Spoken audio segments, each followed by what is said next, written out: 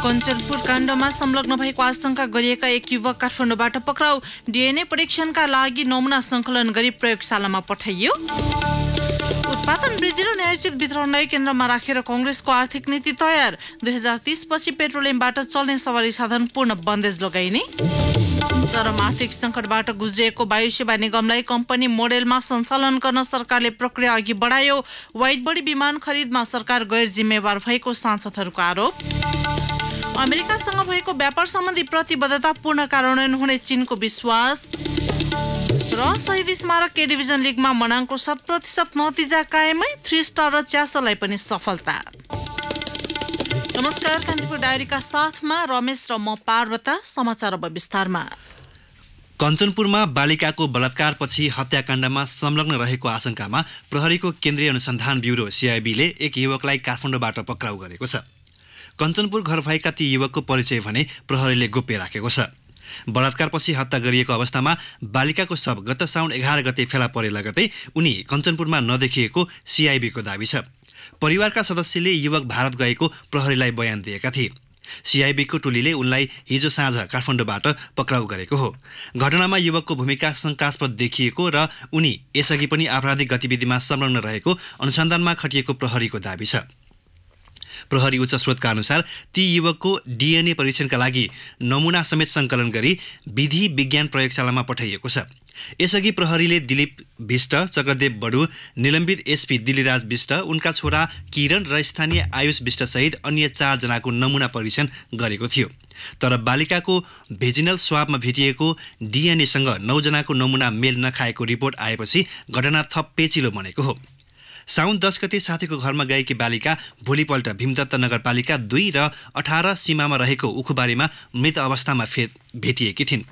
घटनाको अनुसन्धानका लागि प्रहरी प्रधान कार्यालयले आधा दर्जन समिति बनाए पनि घटनाको अझै रहस्योद्घाटन भएको छैन। अहिले पनि जिल्ला प्रहरी कार्यालय, सीआईबी सहितका 3वटा टोली कञ्चनपुरमै छन्, तर ठोस प्रगति भने हासिल भएको छैन। उत्पादन वृद्धि र न्यायोचित वितरण प्रणालीलाई नेपाली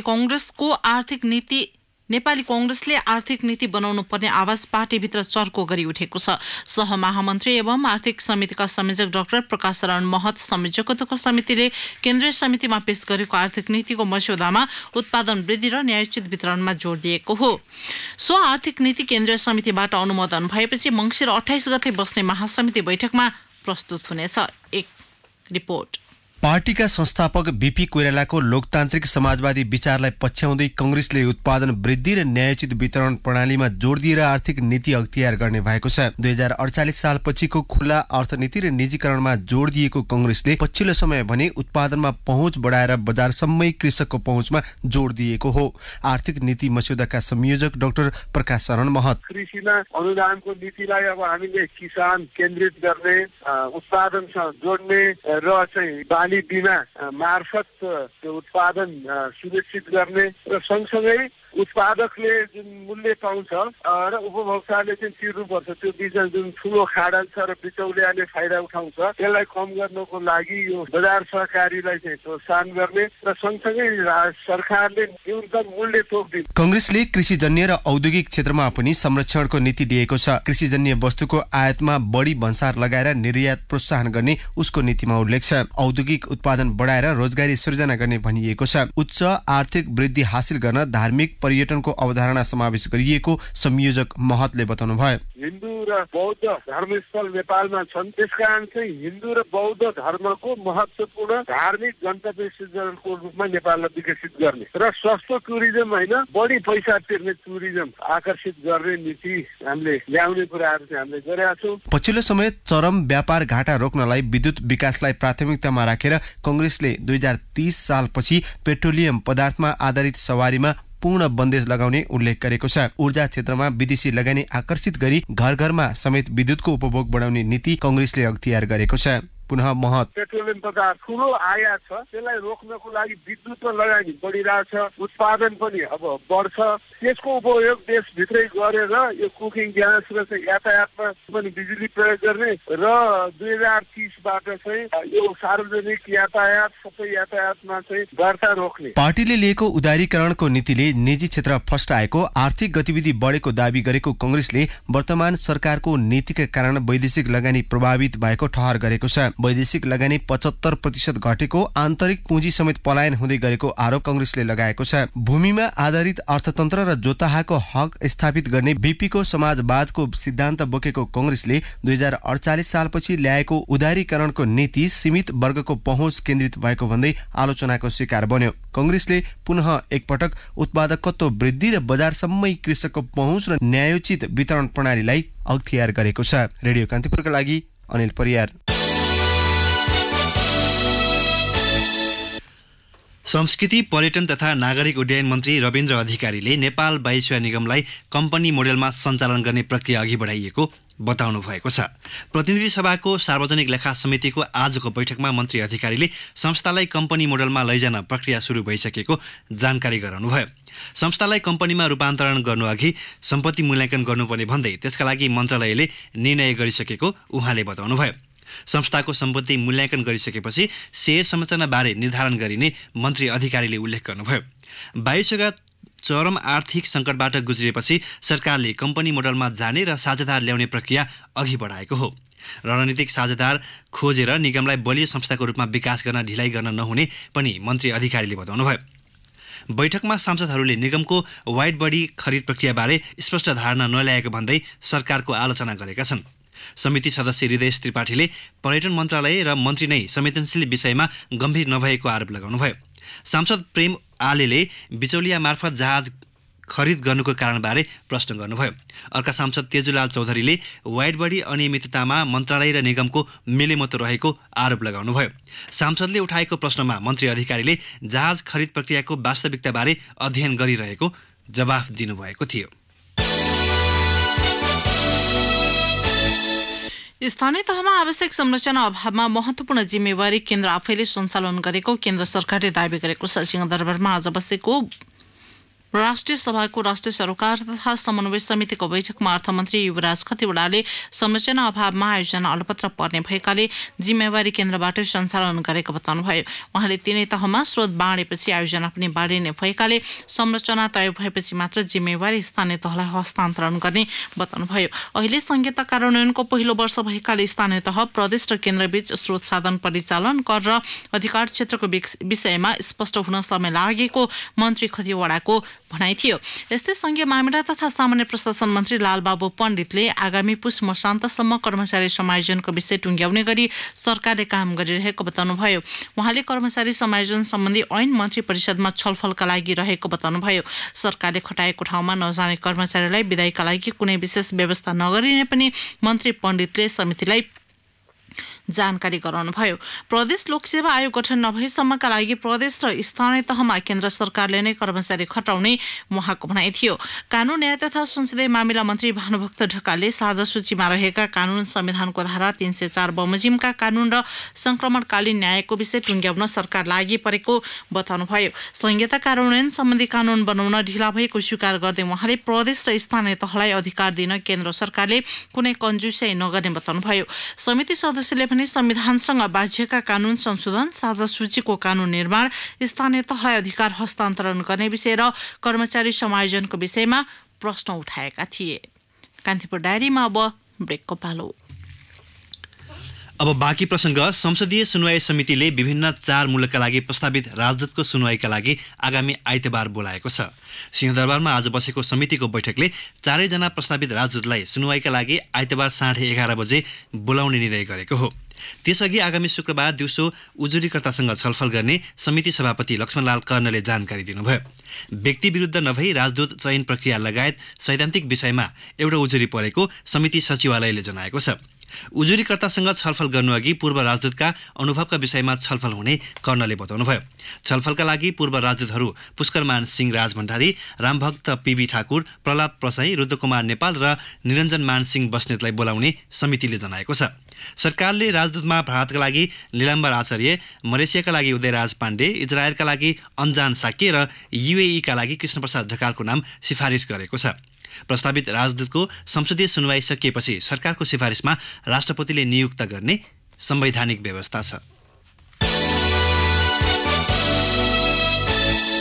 स्वर सम्राट नारायण गोपाल नेपाली सांगीतिक क्षेत्रका यस्ता नक्षत्र हुन् जसलाई नेपाली जनले उनको भौतिक अनुपस्थितिको 3 दशकसम्म पनि मनमा बास गराएका छन्।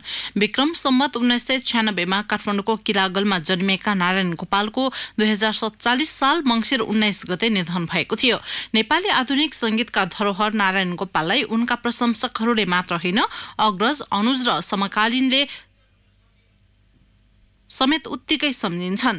नारायण गोपाल मात्रै त्यस्ता गायक होलान् जसका सबै गीत हिट छन्। नेपाली संगीतमा चल्तीमा रहेका गायक गायिका र संगीतकारलाई नारायण गोपालका कुन गीतले बढी प्रभावित तुल्याएको छ त अब प्रस्तुत हुने सामग्रीमा हामीले त्यही बुझ्ने प्रयास गरेका छौं।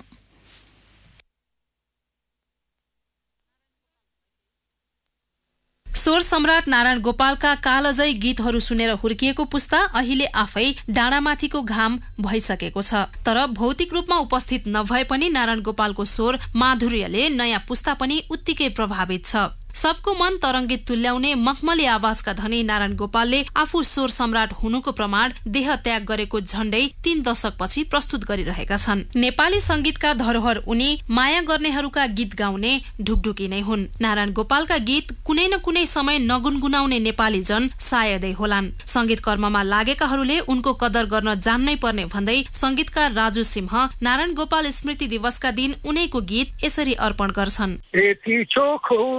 मिठो तिउला तिमीलाई माया गर्ने संसारले पुराना प्रेमका कथा यति चोखो यति मिठो। नारायण गोपाल गायक मात्रै होइन, नेपाली सुगम संगीतको स्वर्णिम युग हो भन्छन् संगीतकार सुरेश अधिकारी। सम्पूर्ण जीवन संगीतलाई अर्पण गरेका स्वर सम्राटको जस्तो योगदान दिने अर्को व्यक्ति पाउन अझै कैयौं जुनी पर्खनु पर्ने ठान्छन् अधिकारी। नारायण गोपालका सबै गीतलाई उत्तिकै प्रेम गर्ने संगीतकार अधिकारीलाई मनपर्ने गीत चाहिँ यस्तो छ। तिमी जुन रहरले ममा फुल्न आयो सबै सुख हराए सधैँ चोट पायो म डुब्दो किनारा कहाँ हाँस्न सक्थे व्यर्थै तिमीले मेरो हात समायो। अग्रज, समकालीन र अनुजका लागि पनि नारायण गोपाल सदैव प्रेरणाको स्रोत रहे। गायिका शीतल मोक्तानको नजरमा नारायण गोपाल मखमली आवाज भएका जादुगर हुन्। आजको पुस्ताले मात्रै होइन, अनेकन पुस्ताले जीवनभर याद गर्नुपर्ने नाम मात्रै नभएर नारायण गोपाल सबै गायक गायिकाको गुरु मान्छिन् शीतल। नयाँ पुस्ताको प्रतिनिधि आवाज शीतल नारायण गोपाल प्रति श्रद्धा सुमन यसरी टक्राउँछिन्।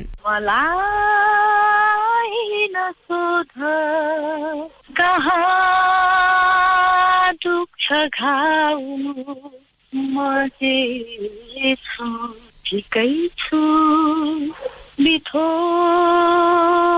नआऊ मलाई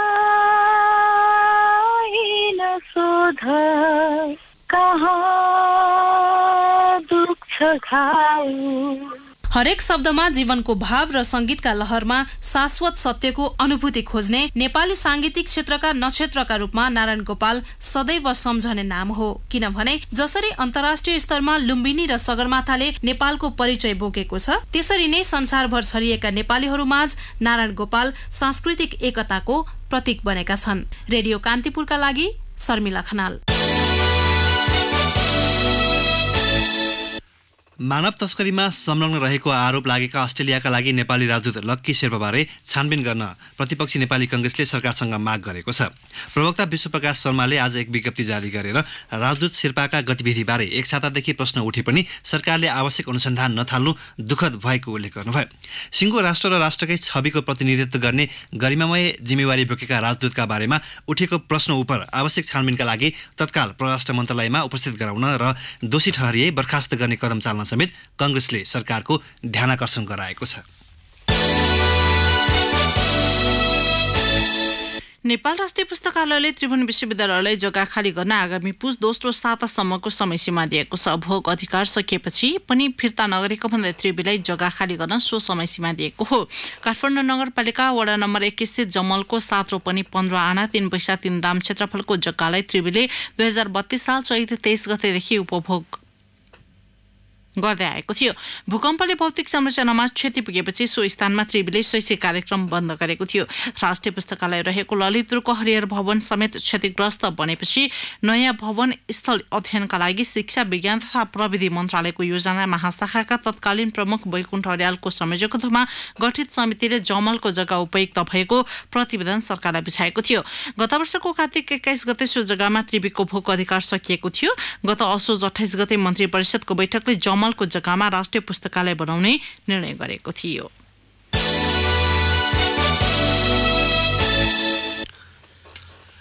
संविधानमा भएका कानुनी व्यवस्था कार्यान्वयन नहुँदा स्थानीय तहले जनअपेक्षा अनुसार काम गर्न नसकेको सरकारवालाले बताएका छन्। विकास पत्रकार मञ्च फोडेज र नेपाल र गाउँपालिका राष्ट्रिय महासंघ नेपालले संयुक्त रूपमा राजधानीमा आयोजना गरेको स्थानीय तहका सवालमा आम सञ्चार माध्यम विषय कार्यशालामा सरकारवालाले यस्तो बताएका हुन्। गाउँपालिकाका राष्ट्रिय महासंघका अध्यक्ष होमनारायण श्रेष्ठले स्थानीय तहको निर्वाचन भएको लामो समय बितिसक्दा पनि स्रोतको बाँडफाँड हुन नसक्दा अपेक्षा अनुसारको काम हुन नसकेको बताउनुभयो। स्रोतको बाँडफाँड कहाँ कति अधिकार भनेर संविधानले लेखेको छ त्यो कार्यान्वयन भएको छैन। स्थानीय तहले मनपरी ढङ्गले कर उठायो भन्नु स्वाभाविक हो। के भयो भने कतिपय ठाउँमा घरेलु उद्योगसँग सम्बन्धित काम कर्तव्य अधिकार स्थानीय तहको छ। कानुन बनाएर स्थानीय तहले अभ्यास गर्यो, हिजोको भन्दा बढाएर लिएन। तर यता अन्त प्यानमा कता कता आउँदाखेरि फेरि जिल्ला घरेलु कार्यालयको चाहियो, बिचरा फेरि घरेलु पनि जान पर्यो। मुख्य समस्या दोहोरो।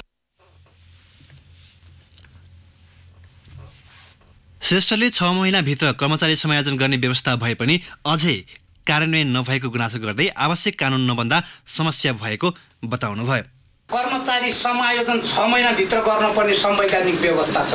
अहिलेसम्म अर्को हिसाबको त चलिरहेछ। त्यो हल्ला पनि आफैमा सिद्धान्त त लोकतान्त्रिक मुलुकमा अध्यादेश लिएर आउने उपयुक्त त होइन, पनि अप्ठ्यारोको बिचमा स्वीकार्नु पर्ने परिस्थिति छ। कति तह बढुवा गरेर पठाउने, राज्यको ढुकुटी खर्च गर्ने, 753 वटा स्थानीय तहमा सरदर 12 जना जति हुने छ। अस्ति हिसाब गरेको त्यो तह बढ्दा कति खर्च हुने छ, असङ्ख्य खर्च हुने गरेर आएको छ। कानुनी संरचनागत पद्धति स्थापना गर्ने कुरामा चाहिँ ध्यान नदिने, तत्काल अलिकतिले ला भनेर हाताहातीको कुरामा मात्रै ध्यान केन्द्रित हुने कुरा अगाडि बढेको छ।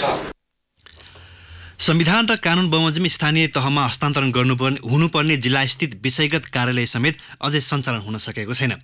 कार्यक्रममा साउथ एसिया चेकका सम्पादक मोहन मैनालीले संघीयता कार्यान्वयनका लागि स्थानीय तहलाई मजबुत बनाउनु पर्ने बताउनुभयो। त्यो हेलिकप्टरमा बोकेर यहाँ ल्याउने हेल्थ हो भनेदेखि त त्यो संघीयता किन चाहियो भनेको, त्यो त केन्द्रीय त भइहाल्यो नि। त्यो मान्छेलाई त उसको नजिकै पो हुनु पर्यो, त हेल्थ सुविधा चाहिँ पाउनु पर्यो। त्यसैले हाम्रो रिसोर्स कता गइराखेको छ, के छ भनेर भन्ने कुरातिर पनि हामीले अलिकति ध्यान दिन पाएदेखि हुन्थ्यो कि भन्ने लागेको।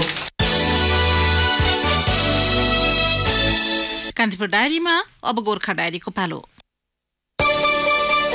गोर्खा डायरीमा हरिराम उप्रेतीको नमस्कार। गोर्खा संग्रहालय परिसरमा सोमबारबाट निशुल्क वाइफाई सेवा सुरु भएको छ। गोर्खा नगरपालिकाको नगर परिषदबाट स्वीकृत योजना तथा बजेटले यहाँका 60 ठाउँमा फ्री वाइफाई सेवा सुरु गर्न लागि हो। नगरपालिकाले एक कार्यक्रमका बीच पर्यटकको चाप हुने संग्रहालयबाट सेवा सुरु गरेको छ। आन्तरिक तथा बाह्य पर्यटकलाई लक्षित गरी पश्चिमकाली, गोर्खा दरबार, चिल्ड्रेन पार्क, भीमसेन पार्क, पुरानो बस पार्क र लोकतान्त्रिक चोकमा पौष मसान्तभित्रै वाइफाई जडान गरिने नगरपालिकाका सूचना प्रविधि अधिकृत सुयोग रमण खनालले बताउनुभयो। नगर परिषदबाट चालु आवामा स्वीकृत 7 लाख बजेटले वाइफाई जडान सुरु गरिएको उहाँले बताउनुभयो।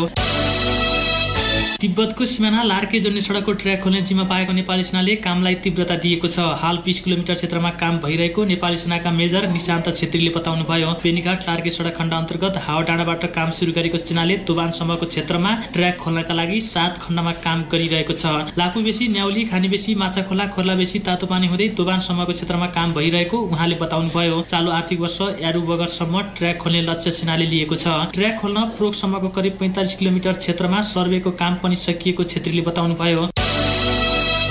धार्चे गाउँपालिका 3 उइयाको तातोपानी संरक्षणका लागि स्थानीयहरूले माग गरेका छन्। बेनीघाट लार्के सडक खण्डको ट्र्याक खोल्दा तातोपानी कुण्ड नाश हुने खतरा बढेको भन्दै स्थानीयहरूले चिन्ता जनाए। ऐतिहासिक ठाउँ भएकाले कुनै विकल्प अपनाएर भए पनि तातोपानी संरक्षण गर्न उनीहरूले माग गरेका हुन्। गत वर्षको तुलनामा यस वर्ष सुन्तला उत्पादन बढ्ने भन्दै किसानहरू उत्साहित बनेका छन्। सुन्तलाको पकेट क्षेत्र मानिएको शहीद लखन गाउँपालिकामा गत वर्षको तुलनामा दोब्बर उत्पादन हुने अनुमान गरिएको छ। सो गाउँपालिका अन्तर्गतका वडाहरूबाट गत वर्ष 1 करोड 24 लाखको सुन्तला बिक्री भएको थियो। यस वर्ष 3 करोड बराबरको सुन्तला बिक्री हुने गाउँपालिकाका कृषि शाखा प्रमुख विजय पौडेलले बताउनुभयो। गत वर्ष सुन्तला उत्पादन हत्ते घटेपछि सुन्तला उत्पादनको पकेट क्षेत्र मानिएको मनकाउना, ताक्लुङ, टाङ्ग्रीचोक क्षेत्रका किसान निराश बनेका थिए। मनकाउनामा मात्र 92 हेक्टर क्षेत्रफलमा सुन्तला खेती हुँदै आएको छ। हवस् त, गोर्खा डायरी आजलाई यति नै। हरिराम उप्रेतीलाई बिदा दिनुहोस्। नमस्कार। जिल्ला डायरी पछि कान्तिपुर डायरीमा पुनः ब्रेकको पालो। अब आर्थिक प्रसङ्ग। नेपाल स्टक एक्सचेन्जमा आबद्ध कम्पनीहरूको शेयर कारोबार मापक नेप्से परिसूचकमा आज भारी अङ्कले गिरावट आएको छ। नेप्से परिसूचक 22.8 अङ्कले घटेर 1118.19 अङ्कमा पुगेको हो। कारोबार भएका 10वटै समूहको उपसूचकमा गिरावट आउँदा धितोपत्र बजार प्रभावित भयो। आज 37 करोड 73 लाख रुपियाँ बराबरका 11,68,233 किता शेयर किनबेच भएको नेपाल स्टक एक्सचेन्जले जनाएको छ। सबैभन्दा धेरै नेपाल बैंकले 3 करोड 54 लाख रुपियाँ बराबरको शेयर कारोबार गर्यो। अब अन्तर्राष्ट्रिय प्रसङ्ग। अमेरिकासँग भएको व्यापार सम्बन्धी पछिल्लो प्रतिबद्धता पूर्ण कार्यान्वयन हुनेमा विश्वस्त रहेको चीनले जनाएको छ। अर्जेन्टिनामा भएको G20 सम्मेलनका क्रममा अमेरिका र चीनले एक अर्को मुलुकबाट आयात हुने सामग्रीमा लगाइएको अतिरिक्त कर स्थगित गर्ने प्रतिबद्धता जनाएका थिए। आयात कर लगाउने निर्णय 90 दिनसम्मका लागि स्थगित गर्ने सहमति भएको थियो। सो सहमति पालना गर्न आफूहरू प्रतिबद्ध रहेको चीनी अधिकारीहरूको भनाइ छ। दुई देशबीच चुलिएको व्यापार युद्धका कारण एकअर्काले अरबौं मूल्य बराबरका सामग्रीमा कर वृद्धिको निर्णय गरेका थिए। जस्तालाई त्यस्तै नीति अख्तियार गर्दै दुवै मुलुकले पछिल्लो समय एकअर्काका सामग्रीमा लगातार जसो कर वृद्धि गरेका थिए, जसले विश्व बजार नै प्रभावित बनेको भन्दै आलोचना भएपछि G20 सम्मेलनमा समेत यो विषयले प्राथमिकता पाएको थियो। सोही बैठकमै दुवै मुलुकले व्यापार युद्ध अन्त्यका लागि केही समय कर वृद्धिको निर्णय स्थगित गर्ने प्रतिबद्धता व्यक्त गरेका थिए। अब खेल प्रसङ्ग। 100% नजिदा सहित signature Manang Marsyangdi club Pulsar शहीद स्मारक ए डिभिजन लिगको शीर्ष स्थानमा जमेर बसेको छ। मनाङसँगै मात्र हारेको रुसलान 3 स्टारले पनि स्थान सुधार्ने क्रममा सरस्वती युथ क्लबलाई पराजित गरेको दिन हिमालयन शेर्पाले भने दोस्रो हार बिहोरेको छ। मनाङ 18 अङ्कमा शीर्ष र दोस्रो स्थानको 3 स्टारले 15 अङ्क जोडेको छ। समान 15 अङ्क भए पनि सङ्कटा तेस्रो स्थानमा छ। ललितपुरको 7 दोबाटो स्थित एन्फा मैदानमा मनाङले जावरखेल युथ क्लबलाई 1-0 गोल अन्तरले हरायो। मनाङको जितमा 62औं मिनेटमा अञ्जन विष्टले निर्णायक गोल गरे। अञ्जन विष्ट लिगमा सर्वाधिक गोल गर्ने खेलाडी समेत हुन्। उनको व्यक्तिगत गोल सङ्ख्या 5 पुगेको छ। जावरखेल 4 अङ्कका साथ तालिकाको 11औं स्थानमा छ। सोही मैदानमा च्यासल युथ क्लबले हिमालयन शेर्पालाई 2-1 गोल अन्तरले पराजित गर्दै 7औं स्थानमा उक्लिएको छ। हिमालयनका त्रिदेव गुरुङले टिमलाई 15औं मिनेटमा अग्रता दिलाए पनि दोस्रो हाफमा च्यासलका सन्तोष साउखला र सुनिल खड्काले गोल गर्दै टिमलाई महत्त्वपूर्ण 3 अङ्क दिलाए। हारपछि पनि हिमालयन 10औं अङ्कमा 6औं स्थानमा छ। हल्जोक स्थित एपीएफ मैदानमा भएको खेलमा 3 स्टारले सरस्वतीलाई 2-1 ले हरायो। खेलको तेस्रो मिनेटमा सरस्वतीका भिक्टर एमओबीको गोल मार्फत टोलीको अग्रता लिए पनि 3 स्टारका रञ्जित हिमालले पेनाल्टी मार्फत 16औं मिनेटमा बराबरी गोल गरे। पहिलो हाफको 36औं मिनेटमा निराजन खड्काले गोल गर्दै अग्रता दोब्बर पार्दै जित हात पारे। दोस्रो हाफको दुवै टिमबाट कुनै गोल भएन र खेल 3 स्टारले 2-1 ले जित्यो। लिगमा भोलि त्रिभुवन आर्मी र फ्रेन्ड्स तथा ब्रिगेड बोइज र मसिन्द्र क्लब भिड्नेछन्। हवस् त, यिनै प्रसङ्गसँगै कान्तिपुर डायरीको यो बुलेटिन यहीँ सकिन्छ। 8 बजे हामी सेक्युरिटी एन्ड क्राइम डायरीका साथमा उपस्थित हुने नै छौँ। अहिलेलाई रमेश र म पार छौँ। नमस्कार।